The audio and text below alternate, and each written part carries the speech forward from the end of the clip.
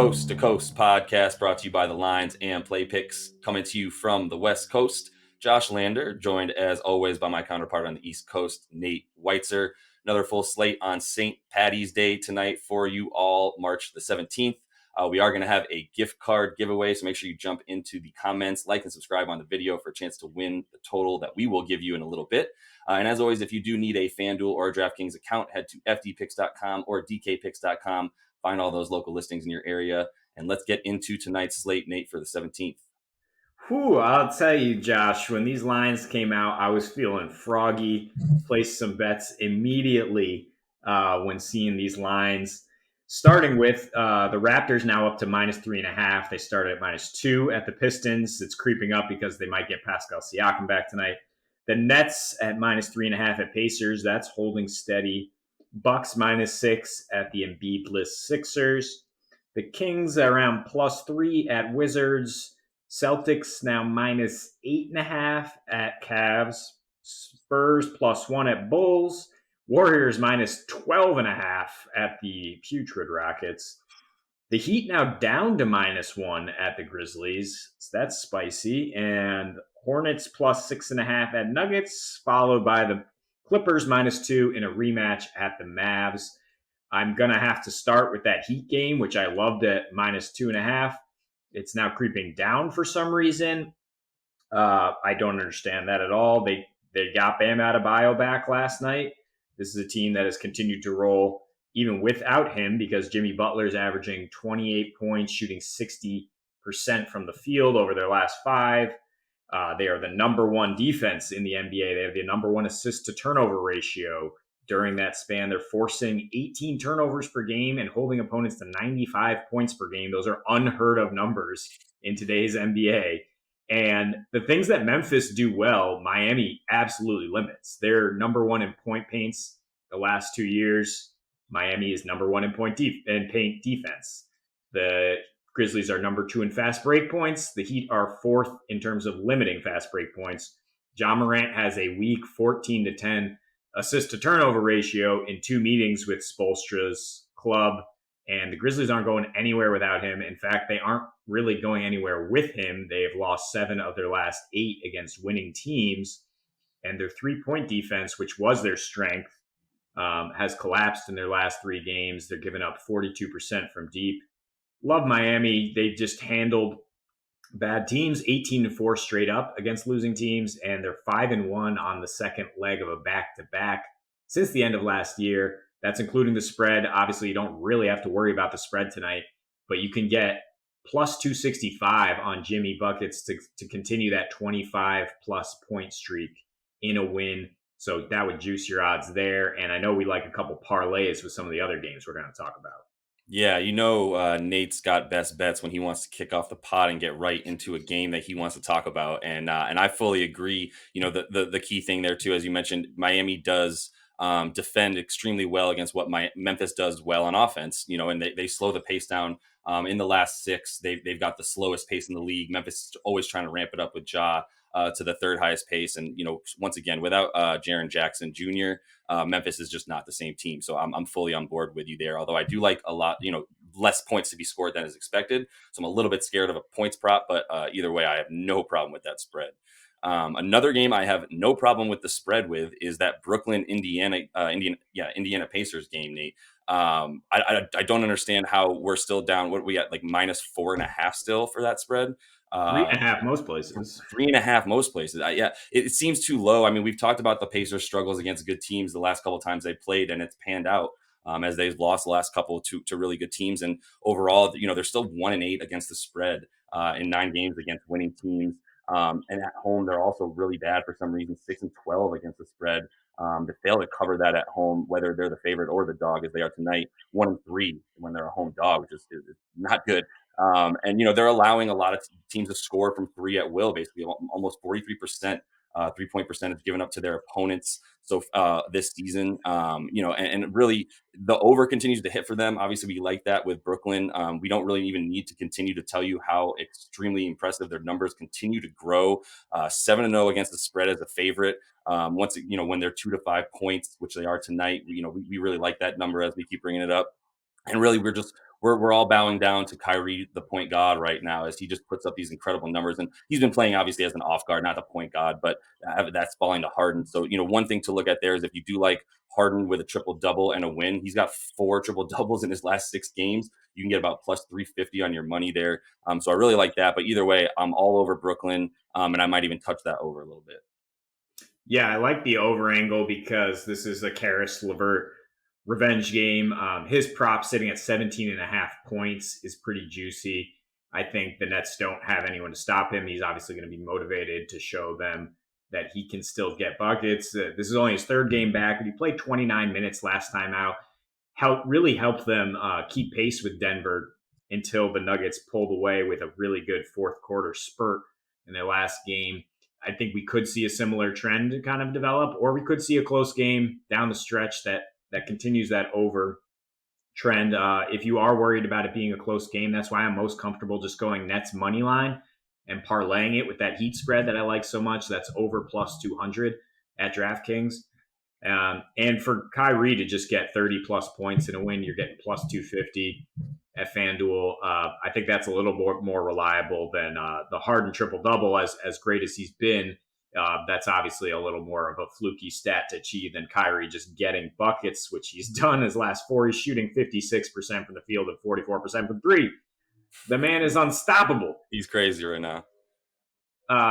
And then, yeah, my other game that I like is the same trend, really. It's the Raptors just getting a small, disrespectful spread on the road. I mean, it makes sense because they've lost 5 in a row and they've looked pretty bad with that COVID outbreak hitting. Their first game in that streak was a 24-point loss to these Pistons. But remember, Nick Nurse and the coaching staff weren't even there for that game. This was, when that kind of hits right before the All-Star break, you expect the team to really just pack it in and go, oh my God, like what are we even doing here? Let's just go on vacation. Now I'm trying to get ahead of the curve and predict the Raptors finding their streak a little bit. I mean, they have Fred VanVleet back in practice at least. He might not play tonight. Pascal Siakam is closer to questionable. He might play, and that would be huge against a Pistons team that limits the 3 ball, but cannot really stop an athletic guy like Siakam going to the rim. The Pistons are a team that's somehow worse. They're 3-12 against teams with losing records. And Nick Nurse, I think they have a coaching advantage there against old foe Dwayne Casey, who had lost 3 in a row against his former team before that COVID outbreak kind of evened the playing field a couple weeks ago. Yeah, and the Raptors are a streaky team this year. We've seen them go on big win streaks, big losing streaks, play really well against good teams, and then not always handle the bad teams. But I do love the idea of getting ahead of them, flipping around a new streak, because I do think they have another good streak of wins in them left, and I don't see why that shouldn't start with one of the worst teams in the league against the Pistons. I'm not as bold as you, so I'm not going to bet it tonight, but I definitely support you heavily in it. One game that I'd like both of these teams a lot, Nate, the Nuggets and the Hornets. The Nuggets are hosting them in Denver tonight. I talked about Charlotte the other night and how well they're playing when they were able to come back and beat the Kings, get that game right. But right now, I think they're running into a buzzsaw with Denver, who's not only stepped it up on offense, they've actually improved their defense tremendously. They do give up a pretty good field goal percentage to their opponents. They're shooting about 46% from the field, but from 3, they have the 8th best opponent 3-point field goal percentage, really limiting their opponents. And Charlotte, that's what they do really well. They've got the 6th best 3-point percentage. They score a good amount of their points off of the 3. And both of these offenses are cruising, especially in the last 7 games or so. They're averaging combined about 235 points a game. So I do kind of like a quick look at the over. It's about 229.5 right now. They're both shooting really well from 3. It's crazy that Denver's still scoring so many points, considering that they have the 23rd fastest pace, which is a very slow pace this year in the league. Charlotte has picked things up with their pace. They've got their guards healthy, so I really like what they're doing. But really, Charlotte, even though they are 5-2 in their last 7, those 2 losses came against winning teams, and they did lose both those games by 9+ points to Charlotte and to Portland and to the Warriors. And really, on the road, they score a ton more points, but they also give up a bunch more points. So I'm a little bit scared of that 6.5 points with a Charlotte team that I think can put up points with Denver. But I'm definitely going to consider that over. And I'm also just really looking at, if you like Jokic, as we mentioned, walking double. If you do take him in the money line, you only get minus 128 on your money. But I feel really comfortable with them pulling out a win and him getting that easy. If you feel a little bit more confident in Joker, you might go ahead and grab that, 30 plus points or so, and get about plus 250 on your money. So anything you're seeing there in that game? Yeah, I'm interested to see what the Joker puts up. Just looking up his numbers, the Hornets are the Joker stopper. Apparently, his last two games, 13 points per game, no 3 pointers, nine rebounds, 8 assists. I don't expect that to become a trend at all. I think he gets back to his MVP ways, which he has not stopped. He had a double double at halftime in their last game, like you mentioned. So yeah, love that as just a tweak on the money line to just say yes, Joker double double and a win. And Um, before we get too far away, Nate, I did want to say that is going to be our gift card prop tonight. I'd like to make it the Joker's points, rebounds, and assists combined. So make sure you jump in the comments and you are liked and subscribed to the page and the video, so that if you do put the correct point rebounds and assists combined total for Joker in the comments, we'll go ahead and get you that gift card. Like I said, I'm taking his over tonight on that, whatever that prop is. So I'm with you. I don't think Bismack Biyombo is definitely going to make his rep as the Joker stopper moving forward. So I'm good with it. no. Yeah, I think he's going over 30 tonight, which was his average those last two outings. One last game that I am liking is the Bulls -1 against the Spurs, who have ruled out DeMar DeRozan. I know the Spurs picked up a couple wins against the Pistons and Magic.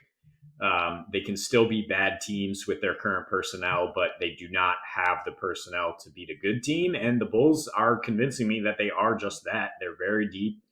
Now they have Markkanen back. They have Otto Porter healthy, and they're well coached under Billy Donovan. And Zach LaVine has been rolling. Spurs have actually failed to cover in 6 straight in Chicago. And the Bulls, for some reason, love those Western Conference teams, 14-6 against the spread against the West. So I'm willing to keep riding them, that young team, on the second half of a back-to-back. And from a DFS perspective, I am looking at the Spurs, who are shorthanded. Derek White and Jakob Pertl are both pretty cheap. Pertl can have a field day against a Bulls team that does struggle to defend down low. We mentioned that Nuggets game. They're out Monty Morris, Gary Harris. Will Barton has really come on strong for them as that secondary playmaker out of the backcourt. So love him as a play. Bradley Beal is really cheap in a game we didn't touch on because it has a 246 point over the Kings and Wizards. So that's obviously something you want to get in your DFS lineups. I would go Beal. I would maybe even go Buddy Hield on the other side of that. And Larry Nance Jr., a little underpriced right now. He just stepped into the starting lineup with Kevin Love hurt yet again. Like him against the Celtics tonight. And I feel strongly actually in that Washington Kings game about the rookie Tyrese Halliburton. I actually do like him to be able to come in. He's going to continue to get some more run with the starting lineup. So you might try to put him in your lineups before his price does rise in the next couple of weeks. That's all the time we have for today, Nate. As we mentioned, we do have that Joker prop, so make sure you jump in and let us know what you think about tonight in those comments. Like and subscribe so we can get you that gift card if you do get it right. We'll be watching with all of you guys and back with another fun show tomorrow. As for tonight, happy betting.